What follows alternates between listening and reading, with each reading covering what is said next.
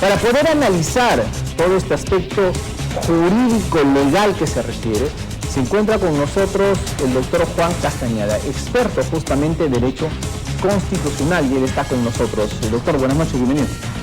Muy buenas noches, estimado Carlos, muchísimas gracias por la oportunidad y bueno, encantado de compartir algunas impresiones y también análisis en materia jurídico-constitucional parlamentaria. Hay que resolver este pleito entre el Ejecutivo y el Legislativo desde el escenario legal. O sea, es allí el espacio donde esto se va a resolver, porque el nivel político parece que no se van a poner de acuerdo, pero la norma hecha tal cual, bien interpretada, va finalmente a ser el derrotero de esto, parece. Claro, el tema político constitucional siempre ha surtido generar partir de una regla, ¿no? Reconocer que la Constitución tiene reglas constitucionales de las cuales ha procurado mantener un equilibrio de poderes, ¿no? Lamentablemente, en este conflicto político, básicamente el Ejecutivo y el Legislativo, no hay una ecuanimidad o no hay un ajuste a una regla primigenia de la Constitución, sino que el Poder Ejecutivo tiene su propia regla constitucional y el Legislativo también tiene su propia regla constitucional. Y es que por eso se convoca en muchas ocasiones al Tribunal Constitucional. Y de manera errada, sí, de manera errada.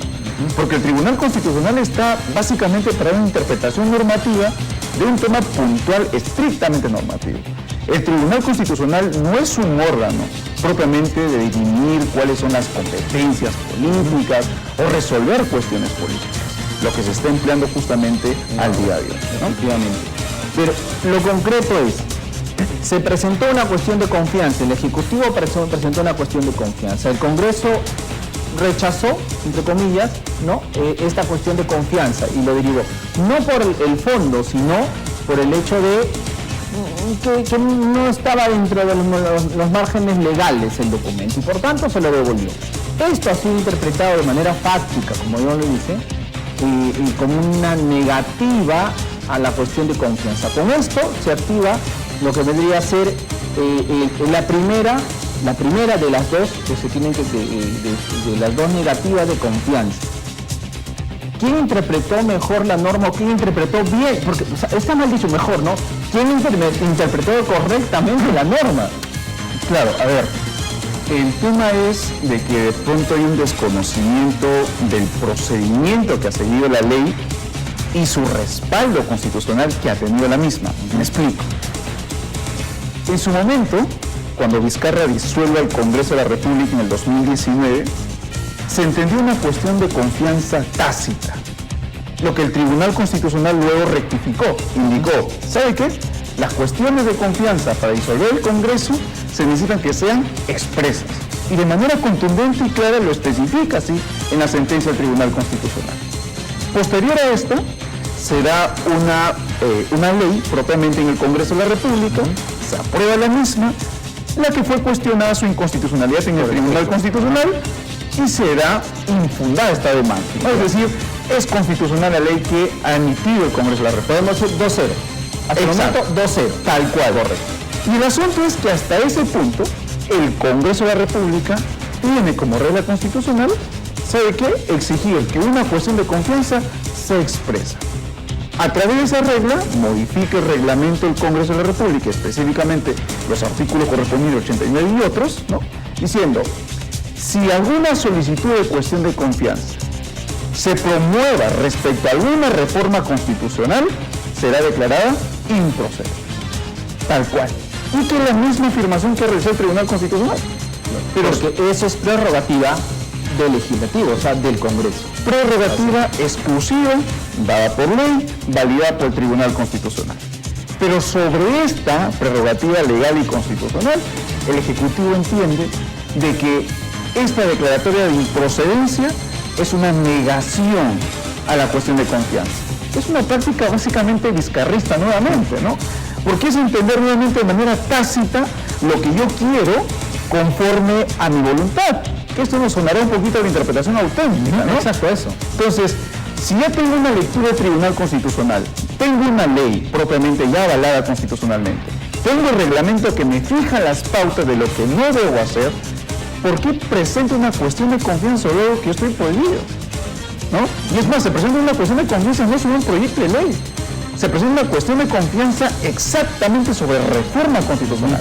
Lo que el mismo tribunal indicó, no se puede someter al Poder Legislativo en sus competencias pidiendo que haga una reforma constitucional si es que esta, es decir, el Poder Legislativo, tiene competencias para hacerlo. Por lo tanto, actuó bien el Congreso el sábado cuando sesionó de mandar todo este tema al Tribunal Constitucional para que nuevamente emita un fallo.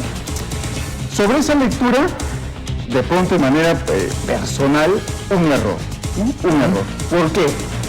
Si bien es cierto, ya se tomó una decisión por parte del legislativo en declarar procedente su cuestión de confianza presentada, se ha querido hacer con un mecanismo una demanda competencial a través de una medida cautelar. Es una competencia que se le ha otorgado a la mesa directiva, sí. Pero hay que ser de pronto desde una lectura política y estratégica. Hasta que se admita la demanda, se admita la medida cautelar, y en el entendimiento de que este nuevo Premier, o en este caso con la nueva Premier, Betsy, se tiene un plazo de 30 días. ¿No? 30 días que va a solicitar nuevamente una cuestión de confianza. ¿No? Entonces, si ya se entendió por parte del Ejecutivo que hay una segunda cuestión de confianza, o se procura plantear una segunda cuestión de confianza y se procura disolver el Congreso, pues más o menos la demanda de competencia no tiene sentido, por más que se pueda pronunciar el Tribunal Constitucional. Y nuevamente reiteramos al orden, ¿no?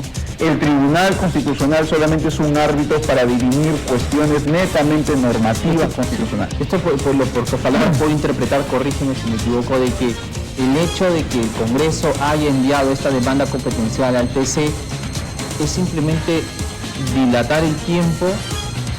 Es una acción innecesaria, por cuestiones de tiempo, pero nada más. Porque en un plazo menor de 30 días el tribunal no se va a admitir ni se va a pronunciar sobre este asunto. Pero el Ejecutivo sí puede presentar una segunda moción de confianza. Claro, y lo va a hacer. Con Betsy Chávez. Claro, y lo va a hacer. Y creo que la actitud contundente de manera política lo ha manifestado la misma Premier. Vamos a presentar una segunda cuestión de confianza. Y si esta no se admite, lo cual es una hipótesis negada también, porque los congresistas no quieren irse, eso está clarísimo, coincidimos creo, ¿verdad? Sí. Pero el Ejecutivo puede cerrar el Congreso que desea, hasta que el TC se pronuncie puede haber una decisión en ese sentido. Claro, ahora, sí, pero sobre ese punto, si el Ejecutivo llega a cerrar el Congreso de la República, bajo una interpretación literalmente auténtica, contraria del sentido del Tribunal Constitucional, contra el ordenamiento legal, sencillamente la presidencia, como también el tema del premieriato, propiamente conjuntamente, hay responsabilidad penal, directamente. Correcto. Y allí, me estoy saltando una pregunta, pero para seguir el hilo de entrevista. Allí, si es que el presidente adopta una medida que es inconstitucional, es decir, va a ser una figura presidencial, un mandatario de la nación que está ejerciendo fuera de la ley, o sea, yendo contra el sistema democrático de por sí, y la Constitución también nos avala, nadie le debe obediencia, y tampoco a las Fuerzas Armadas. Es cierto, es muy cierto. El tema es de que siempre llegamos a un punto del cual habíamos iniciado, ¿no? ¿Qué regla constitucional o bajo qué regla constitucional se está dirigiendo el día de hoy el Ejecutivo y bajo qué regla constitucional se está dirigiendo el Legislativo? Si una de estas dos sean las más cercanas a la Constitución, ese es el orden constitucional. Si el Legislativo no hubiese tenido una ley fortalecida desde una lectura constitucional por el Tribunal, caramba, lo que ha realizado el Congreso sería errado, ¿no? Pero acá le tenemos una ley que ha sido cuestionada su constitucionalidad y ha sido fortalecida. Entonces, ¿por qué ajustarme bajo una interpretación puramente auténtica, contraria al sentido del orden constitucional? Ahora, y reitero, las Fuerzas Armadas pueden intervenir. Sí. Ahí sí ya estarían en el escenario constitucional, o sea, locura, ¿eh? O sea, serían las Fuerzas Armadas, a las botas, quienes nos regresen nuevamente al sistema democrático. Paradigmático, bastante paradigmático. Y es una característica casi de América Latina, ¿no? Porque en realidad a veces cuestionamos mucho la fuerza y la violencia, pero a veces llega a ser casi un mecanismo de reingresar nuevamente a mecanismos de la paz y al orden. ¿no? Claro. Hasta el momento que las Fuerzas Armadas se mantengan tranquilas, en sus lugares, no deliberantes, no se entrometan hasta que llegue el momento indicado. Esperemos que no sea así, que se entre en la razón. Pero ahora, vamos evitándonos ese escenario, vamos retrocediendo un poquito, en el sentido de el Consejo de Ministros, a través de un acta, ya declaró, o sea, un acta firmada con puño y letra por los ministros, en el sentido de que aceptan que esta interpretación fáctica de la negación de la confianza. Ese documento para muchos es un documento que permitiría acusar al presidente y a su gobierno de ejercer el cargo de manera, o sea, yendo contra la Constitución, y eso ameritaría una destitución, o sea, como que allanó el camino para su salida, o sea, les hizo la tarea a los congresistas. ¿Es así? Claro, a ver, el documento expresa razones totalmente contrarias a la lectura que estamos dando ahorita. No obstante, la Constitución te pide que para que se constituya el acto concretizante vulnerante de la Constitución son las dos cuestiones de confianza en el entendido erradamente interpretadas. En este caso hay una supuesta interpretación de un acta que sería de una primera cuestión de confianza. Falta en realidad para el hecho concretizante puro para demostrar la segunda. No podemos adelantarnos, porque tranquilamente la cuestión de confianza que se pueda plantear, y que seguramente lo va a hacer en estos días, se declara improcedente y no se entienda como como un rechazo a la cuestión de confianza, que también lo puede adoptar el Ejecutivo por intereses también. Y nuevamente se caería esa denuncia, como sucedió con la traición a la patria. Correcto, justamente iba a preguntar por eso, o sea, el solo hecho de hablar, o sea, de haber dicho un exabrupto del señor Castillo, no podemos sacarlo, presidente. O sea, es algo que muchos criticaban y decían, oye, ¿qué está haciendo el Congreso, no? Pero bien que han ganado tiempo, o sea, un necesito más han cobrado, ¿no? Pero ahora, como bien dices, el hecho de utilizar esta acta para destituir o inhabilitar al presidente no va. Todavía, claro, por el mismo hecho, y que quizás con esto ingresamos al tema de traición, el tema es que por declaración del presidente de la República, por declaración del ex premier, de pronto por la interpretación inicial del acta ministerial, no se puede advertir que ya hay un hecho concretizante que se ha vulnerado, algo como infracción constitucional o como delito, porque se necesita el supuesto concretizante. Y en este caso, que lo puede hacer el legislativo, lo puede hacer.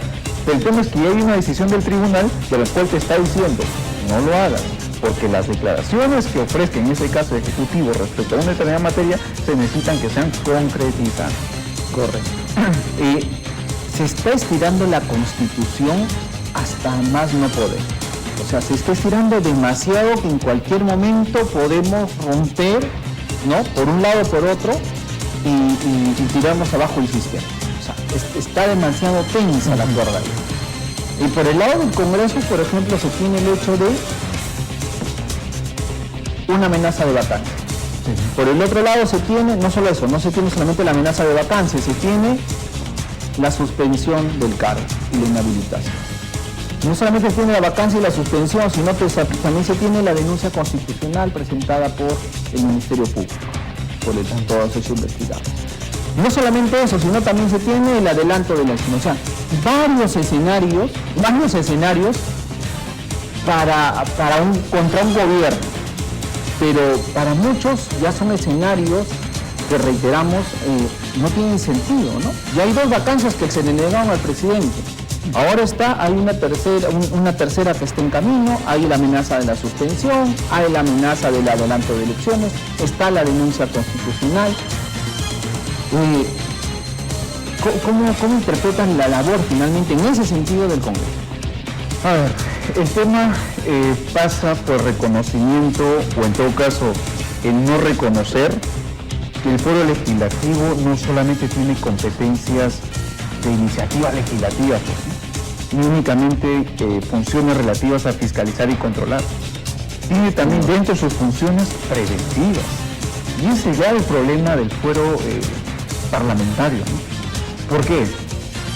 dos mociones de cuestión de confianza caídas muestran que no una fortaleza al Ejecutivo, no una aceptación de la negación que tenga la población, sino justamente la debilidad institucional que tiene el legislativo en sí mismo para generar un consenso en el respaldo del fuero. Pero no un respaldo del fuero de manera pues egoísta, ¿no? Sino el respaldo del fuero de buscar un equilibrio de poderes. Esta tercera cuestión de confianza que lleva, esta tercera cuestión de vacancia, que va por 67 votos, y esto suma una, ¿no? Es una opción, en realidad es una opción, y no lo podemos negar. Es una opción que está en el marco legal, en el marco constitucional, como la de elecciones y demás cuestiones, sí. Pero el tema es en qué punto vamos a consensuar como parlamentarios y vamos a fortalecer la idea, ¿no? Si yo soy el grupo de la bancada parlamentaria, al cual digo, tenemos que hacer adelante elecciones, pero no estamos en ese punto consensual y voy a luchar sí o sí en dar la contraria a la moción de vacancia, pues nunca se va a dar un punto, ¿no? Entonces, el tema aquí es... O sea, son tantas cartas sobre la mesa, opciones, que al final, claro, son tantas opciones sobre la mesa que al final terminas fraccionando los votos, ¿no? Tal cual. Y la idea aquí es, y en eso va a quedar mucha responsabilidad de mesa directiva, porque la mesa directiva, no como un órgano imponente de reglas, sino también como un órgano de ordenar la deliberación, de que las bancadas podamos colocar algunos puntos principales sobre cuál vamos a trabajar, si es la opción de vacancia, adelanto de elecciones, suspensión, la denuncia del Ministerio Público, entre otros. Hay ha entrado el día de hoy una nueva denuncia constitucional contra Castillo y su gabinete por Patricia Chirinos. O sea, una más entre todas las que existen. Ahora, nosotros tenemos otro análisis y entramos al escenario político. Te voy a arrastrar al escenario político en el sentido de que finalmente los congresistas hacen eso para distraer el tema, porque no quieren irse. O sea, son, como tú dices, nunca se va a lograr un consenso contra tantas posibilidades que hay. O sea, es imposible. Para el vacancia 87 votos que no los tienen, y las denuncias constitucionales que están allí, en fin. De todos estos escenarios, vacancia, destitución, adelanto de elecciones, y se tiene la denuncia constitucional del Ministerio Público. Para muchos, de todas estas cartas sobre la mesa, la denuncia constitucional de la fiscal de la Nación, Patricia Benavides, es la más sólida y la que podría de alguna manera dar tal vez un camino de solución a todo esto. Pero el Congreso la ve así de perfil y se hace loco y pasa, y lo hacen en carpeta, ¿no? Se reúnen 15 minutos y se van a tomar desayuno después, ¿no? En realidad es un tema bastante preocupante. ¿Y por qué? Y aprovecho tu pregunta, ¿no? Se ha cuestionado propiamente, o en todo caso nos hemos equivocado conceptualmente a nivel de ciudadanía, de que la denuncia constitucional es igual que acusación constitucional. En ningún momento la representante del Ministerio Público ha acusado constitucionalmente. Eso para dejar un poquito claro para todo lo que lo vean, ¿no? ¿Hay una denuncia que ha entrado? Sí. ¿Es una figura constitucional? Sí. ¿Está reglamentada por la Constitución? No. Está reglamentada por el mismo reglamento del Congreso de la República, que tiene que atenderlo la Subcomisión de Asuntos de Acusación Constitucional. ¿Esto va a seguir su proceso? Sí. ¿Dónde está la preocupación? Que justamente va con tu pregunta, ¿no? Que los plazos son cortos. ¿Por qué ya no se atiende de una vez esta denuncia y se da el trámite con la acusación constitucional? Es más, debería haberse ya admitido para que sea la posibilidad del señor, en este caso denunciado, para que esos descargos. Y aprovecho obviamente la pregunta, porque se está proliferando una idea. El Tribunal Constitucional, cuando ha resuelto sobre el habeas corpus preventivo a favor del señor presidente Pedro Castillo, hay un pequeño párrafo que se pronunció sobre el 117. Solamente decir lo siguiente, ¿no? El 117 que ha dado esa pequeña interpretación, que es un párrafo de 8 líneas, no es vinculante. Uno, no es vinculante. No está diciendo que la denuncia que ha interpuesto el Ministerio Público sea incorrecta. Y tercero, no hay un pronunciamiento adelantado del Tribunal Constitucional. Y eso hay que ser un poquito imparciales, ¿no? Para que tampoco adopte el Congreso de la República diciendo que el Tribunal Constitucional ha dicho que es cierta la denuncia, o en todo caso la defensa actual del señor Pedro Castillo diga, el Tribunal Constitucional me está dando la razón. No. Se está aludiendo al 117 en el solo hecho de dar una interpretación de que las declaraciones que puede efectuar deban concretizarse, nada más. No haga una interpretación de lo que son de las cada 4 causales, cómo se constituiría, cómo se ha hecho, si la actuación del Ministerio Público es correcta, no. Y eso hay que dejarlo bien claro. No ha entrado. Claro, no es un acto de victoria que para el legislativo, ¿no? Y eso hay que dejarlo bien claro. Entonces, la denuncia constitucional tiene asidero, o sea, tiene mucho más fuerza, correría mucho más rápido, pero no le están dando el trámite que se requiere. Claro, y en realidad, a ver, de que no se dé el trámite es un asunto puramente interés político, y hay que serlo franco, ¿no? Puramente interés político, porque el procedimiento está y se puede haber dado el trámite ya, desde ya. Sobre que tenga asidero legal, constitucional, inclusive interamericano e internacional, claro que lo tiene, ¿no? El tema es de que hay una discrepancia en la misma comunidad jurídica, que es normal, es propio, no quiere decir que yo porque tengo una interpretación favorable al legislativo esté errado, o una interpretación favorable al ejecutivo yo esté errado. No, es una discusión normal que sucede en el mundo jurídico, y asimilar o entender que nuestra constitución política ya no es al día de hoy únicamente la constitución como una norma aislada en el mundo entero, en materia de derecho y en materia de democracia. Debemos aprender a reconocer que también tiene una lectura internacional, ¿no? Y en este caso lo que adopta el Ministerio Público, una lectura interamericana.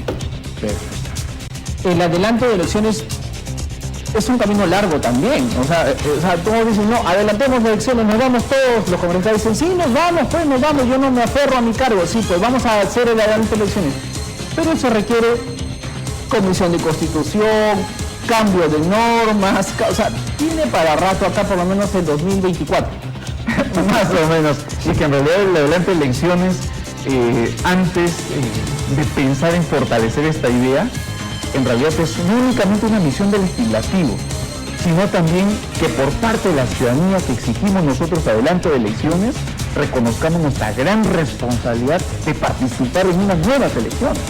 Porque el escenario que tenemos al día de hoy ha sido a razón de nuestras propias decisiones. Y como diría Jean-Paul Sartre, ¿no? Uno tiene que ser responsable de sus propias decisiones, porque al fin y al cabo uno es esclavo de sus propias palabras, ¿no? Y es esclavo finalmente de su elección, de ese voto libre que cada uno escoge. Y consciente, supuestamente. Doctor Juan Castañeda, le agradezco muchísimo por estar esta noche con nosotros y darnos, pues, de la manera en que tú lo explicas, muy razonablemente, sobre todo muy explícito, qué es lo que la población necesita saber. Son temas jurídicos para muchos complicados, ¿no? Pero creo que tú lo has expuesto esta noche de maravilla. Muchas gracias, Carlos. Un gran saludo para todos. El doctor Juan Castañeda estuvo con nosotros, experto en Derecho Constitucional, dándonos detalles a este inicio de semana, cómo empezamos el escenario complicado de esta crisis política entre el Ejecutivo y el Legislativo.